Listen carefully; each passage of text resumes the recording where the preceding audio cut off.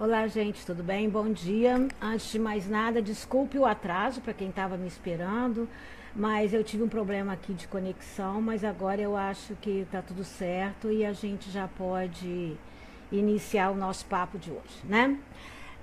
Dando prosseguimento àquele nosso tema de pergunte que a PNL responde, o que eu vou tentar esclarecer um pouco hoje, embora eu acho que isso é tema para muitos encontros nossos aqui, é sobre o sucesso, né? O sucesso financeiro e o que nos impede de atingi-lo e o que nos faz atingi-lo. Qual a diferença entre essas duas, que parece tão discrepante uma da outra, que parece tão distante uma da outra, mas o que faz essa diferença entre atingir esse sucesso, né? Seja o sucesso pessoal, seja o sucesso financeiro, que é o maior foco aqui do nosso tema hoje. Meu nome é Catarina Chaves, eu sou psicoterapeuta, sou programadora neurolinguística, coach e hipnoterapeuta. E o meu objetivo aqui é desmistificar a PNL. A PNL, essa é a minha missão, né? A PNL ela é muito pouco conhecida, né? Ela é muito distorcida nos seus pensamentos. Então a minha missão é essa. A minha missão é levar a PNL, que é programação neurolinguística, ao conhecimento de todos e para que todos saibam como, através dela, através dessa ferramenta, de ferramentas poderosas que tem dentro dessa modalidade de terapia, você pode resolver muitas coisas na sua vida, você pode resolver ter muitos insights, você pode resolver muitas questões na sua vida, certo? Dentro desse tema aí que a gente vai falar hoje do sucesso e como você atingir, e mais especificamente do sucesso financeiro, tem uma frase interessante que algumas pessoas atribuem ao Henry Ford, mas não é. Essa frase pertence ao Orson Swett Marden, que o Henry Ford admirava muito. E ela fala o seguinte: se você acha que pode ou se você acha que não pode, de qualquer forma você está certo, você alcança os seus objetivos. E por que isso?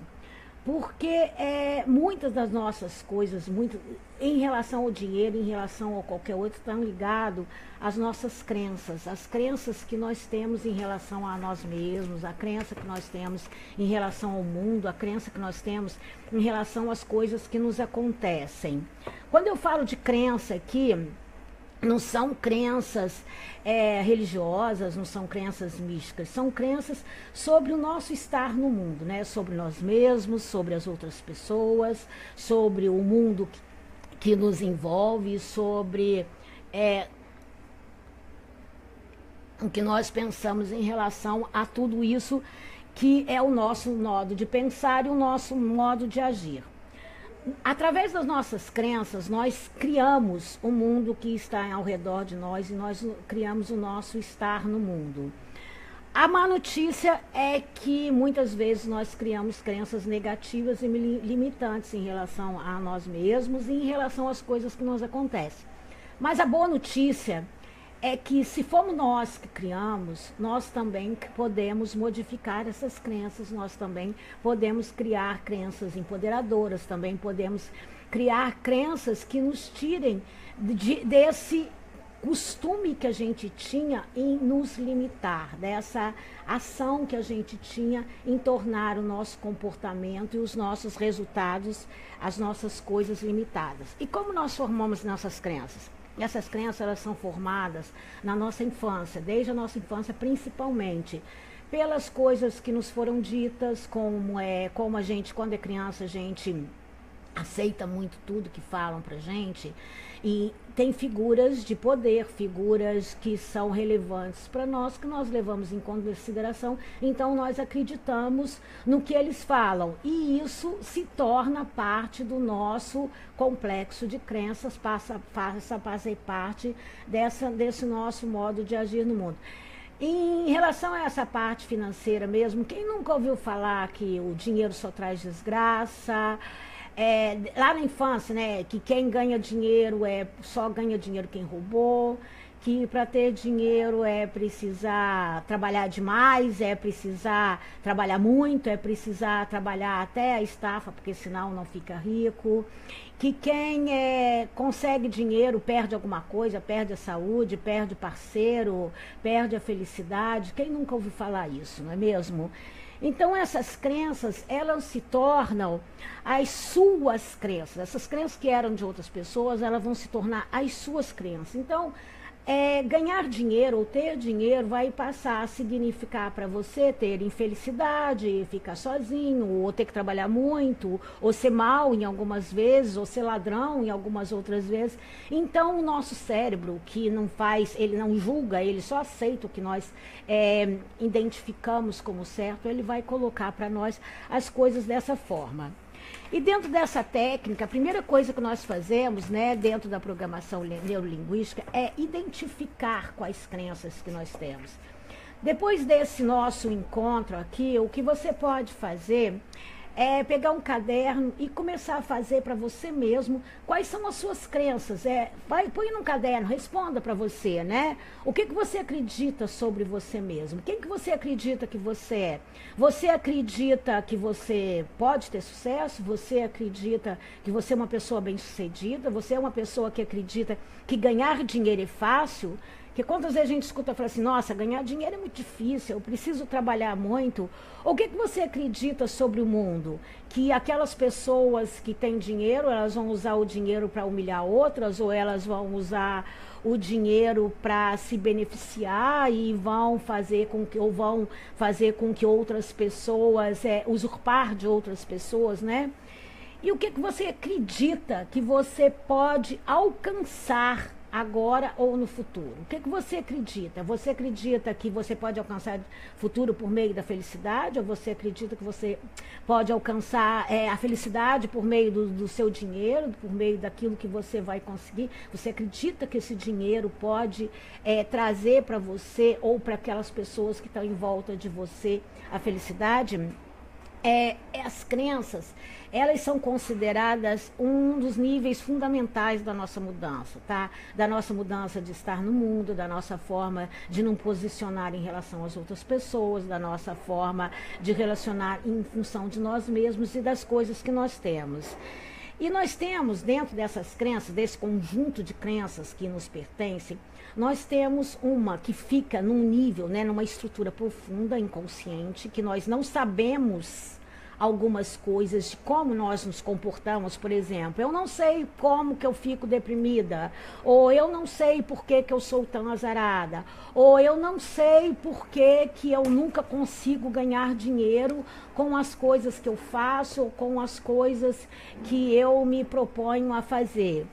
Então essa parte sabe que tem alguma coisa que acontece, só que eu não consigo identificar como essa coisa acontece, como eu faço isso, como eu estabeleço isso.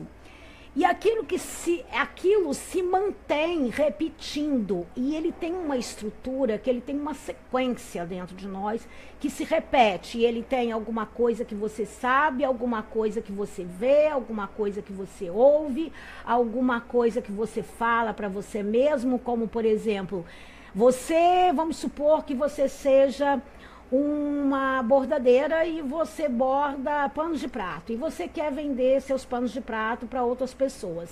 Então, quando você vai vender, você não acredita que você é capaz de vender, que o seu produto as pessoas vão se convencer a comprar. Então, você fala assim, eu vou vender o meu pano de prato para ele, mas o que eu vou falar para ele? Será que esse preço está bom? Será que ele vai achar caro? Será que ele vai achar bonito? Será que ele vai ver o trabalho que eu tive aqui em fazer isso tudo? Mas como eu vou fazer isso tudo? Então, quando você coloca esse processamento, você já não vai você já vai como se fosse um perdedor, você já vai como se você fosse ter um produto que fosse ser desvalorizado, como você vai como se fosse o seu produto não merecesse. Então você não investe, você não se programa, você não programa o seu comportamento para você conseguir estabelecer esse contato, para você conseguir fazer a sua venda, porque a venda ela tem que agregar o seu valor.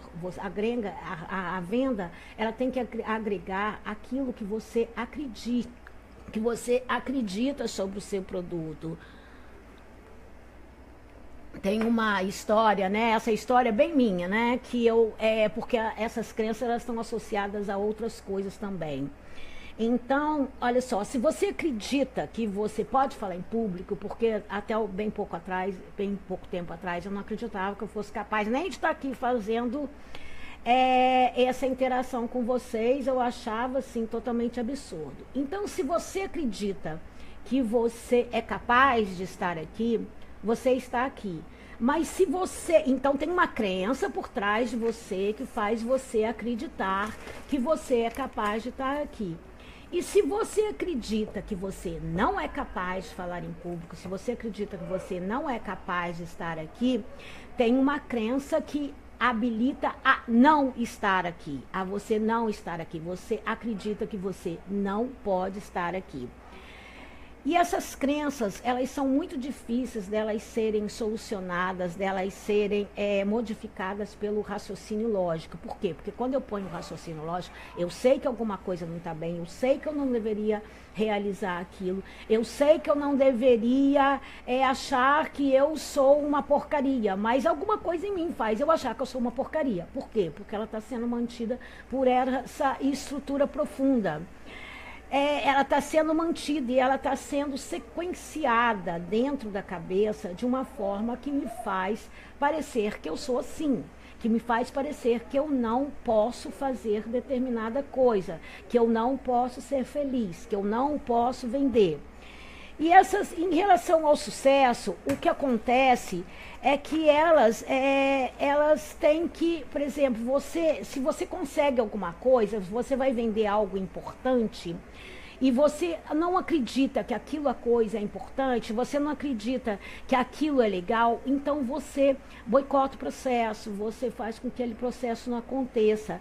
E a crença fica engessada, a crença faz você ficar engessada, faz você ficar paralisada no seu comportamento, faz você ficar com o foco, né? Com o foco que você tem, você fica com o foco no problema, você fica com o foco na não realização daquilo que você quer. Então, uma das primeiras coisas que a gente faz é realizar, pegar esse como, né? Isso que eu acredito que pode acontecer e desafiar esse como. Por exemplo, disse ultimamente que o país está em crise, né? Que crise é uma coisa que nós criamos. A crise, tem muitas pessoas que, estando em crise ou não estando em crise, as pessoas vendem da mesma forma. E tem algumas pessoas que, estando em crise ou não estando em crise, elas não vendem da mesma forma. Elas não realizam suas coisas da mesma forma. Então, como que eu posso desafiar isso? Que tal se você se fizesse uma pergunta assim? Como que eu posso vender o meu produto? Como que eu posso ter sucesso com a crise, apesar da crise estar acontecendo?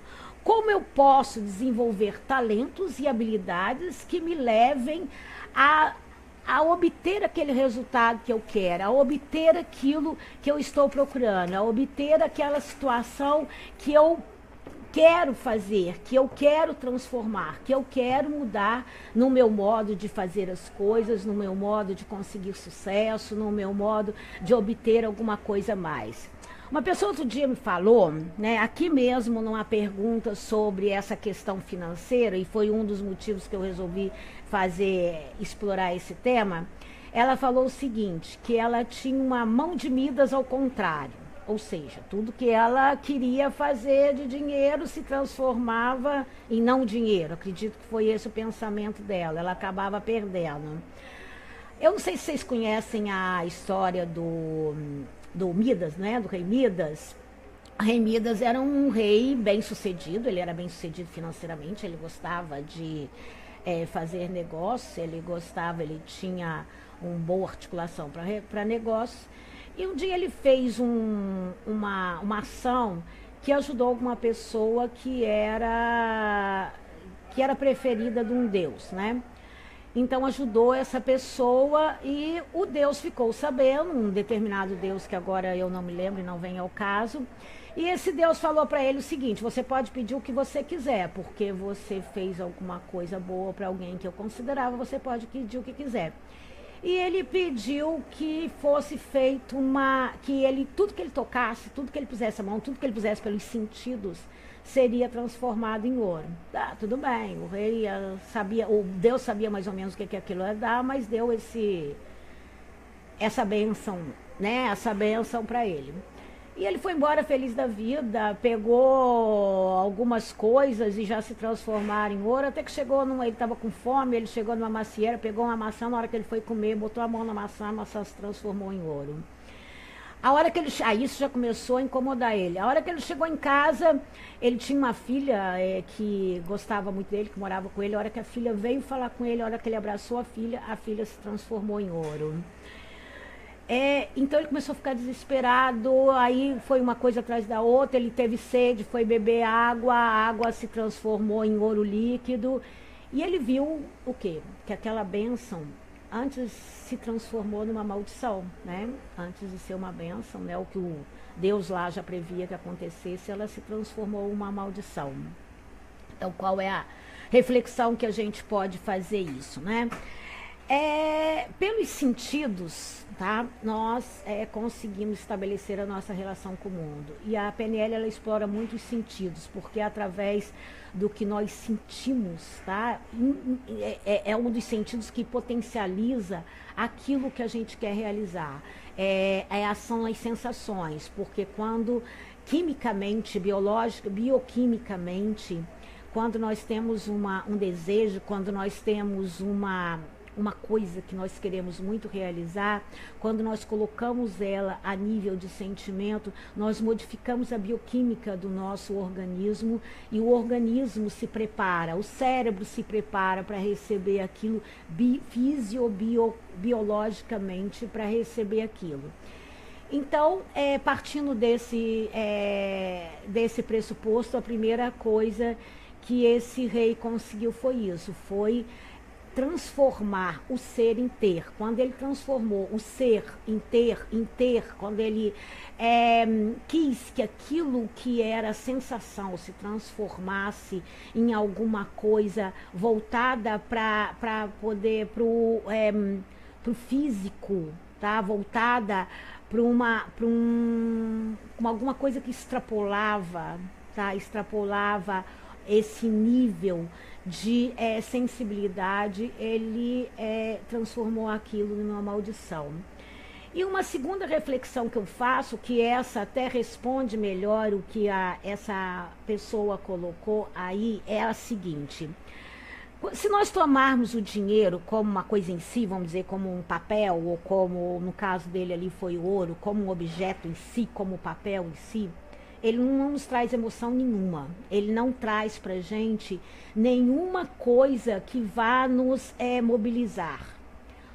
É o que o dinheiro consegue que nos faz a diferença. É o que o dinheiro pode obter para nós que faz a diferença. Então nós construímos da seguinte maneira: o dinheiro seria um valor intermediário, e aquilo que ele nos leva que é o valor real, é o valor final que nós temos. Por exemplo, o que o dinheiro pode nos dar? O dinheiro pode nos dar a universidade da nossa filha, aquela viagem que eu desejava fazer, aquilo que fazia parte da nossa história de vida, da nossa emoção, da nossa sensação, porque os valores, eles estão ligados a isso, eles estão ligados à nossa emoção. E quando nós queremos sucesso, principalmente em relação a alguma coisa que nós queremos, vamos dizer, vender, alguma coisa que nós devemos comercializar, se nós colocarmos para as pessoas que vão obter esse processo, o objeto em si, o objeto que nós estamos fazendo, por exemplo, eu lembrei de um exemplo de uma pessoa que falou que são aquelas pessoas que arrumam casas, eu não estou lembrando o nome agora, personal, elas arrumam, elas organizam a casa das pessoas. Se eu disser, não, eu estou vendendo uma arrumação de casa, eu não consigo muita coisa porque as pessoas não vem a dimensão disso. Agora, se eu vender para a pessoa, se eu colocar para a pessoa que eu vou estar ajudando a vida dela, que eu vou estar agregando valor ao tempo dela, que na hora que ela chegar em casa, ela vai poder usufruir da companhia que ela tem do filho dela, que ela vai poder ver a casa dela cheirosa, limpa e arrumada, sem ela, com uma pessoa que fez isso para ela vai ter um outro olhar sobre esse produto que eu vendo. Então, eu estou agregando valor àquilo que eu estou vendendo. E a venda é essa. E essa venda, ela não se refere simplesmente a objetos, ela não se refere simplesmente a coisas físicas. Elas se referem também a relações. Quando você vai conversar com o filho e você vai, por exemplo, explicar para ele a importância de estudar, a importância de estar numa escola, se você coloca para ele o que ele vai obter se ele for um bom aluno, se ele se dedicar, se ele saber algumas coisas, o que ele vai ter em valores finais disso, você vai conseguir atraí-lo muito mais para esse objetivo que você quer. Você vai conseguir atraí-lo muito mais para... Você vai estar vendendo o seu produto para ele. Você estar vendendo. É porque as pessoas, muitas vezes, elas têm muito preconceito sobre a palavra venda. Vendas tornou uma palavra muito cheia de significados negativos, ou então de significados polarizados, como ou se eu vou vender alguma coisa, eu sou uma pessoa gananciosa, eu sou uma pessoa que eu não prezo a sensibilidade, que eu não prezo aquilo que nos define. Mas o que é uma venda? O que é? Se uma venda é uma troca. Você está trocando alguma coisa que você faz, alguma coisa que você se dedica, alguma coisa que você tem como valor, por um valor físico de outra pessoa. Vamos dizer, agora se institucionalizou que foi um dinheiro, né? Um papel que a gente não valoriza. Mas se você for pensar bem antigamente o que era a venda era uma troca de produtos. Você fabricava, né, artesanalmente uma cadeira e a pessoa ia lá e te dava 1 quilo de sal. Estou viajando aí, tá? Mesmo mais recentemente, né, há algum tempo atrás, eu acho que essa prática ainda existe bem no interior do Brasil, pelo menos deve existir nessas comunidades mais simples. Quantos médicos trocam a sua consulta, se é que ainda existe isso, né? Trocam a sua consulta por uma galinha, por um porquinho, quando aquele pessoa que foi consultar ali, aquela pessoa não tem o bem, né, o papel, o dinheiro, eles dão alguma coisa que eles criaram, alguma coisa que eles fizeram, né? Então, eu acho que como a pessoa, acho que tirou-se, vamos dizer, quando a pessoa tirou o romantismo, porque isso de uma determinada maneira era romantizado, essa troca, não chamava venda, chamava troca, quando a pessoa colocou como venda, eu acho que isso interferiu nesse processo, né, que nós desenvolvemos de acordo com as nossas crenças, que nos levam a crenças limitantes que fazem com que a gente pense coisas negativas sobre o dinheiro e sobre a venda e consequentemente sobre o dinheiro que nós merecemos. Então, pensa sobre isso e na próximo encontro nosso que eu faço, eu vou colocar aqui mais especificamente, porque algumas pessoas me pediram, eu vou falar sobre artes, né? Como vender sua arte, como vender aquilo que você faz, como vender o seu artesanato, como vender aquela produção caseira que você faz de doces ou de salgados, e como transformar, né, um dos objetivos meus dentro da PNL é levar as pessoas a saberem que elas podem sim viver da sua arte, elas podem sim viver do seu bordado, elas podem sim viver da sua aula de artesanato, elas podem viver fazer o seu docinho, fazer o seu bolo, fazer o seu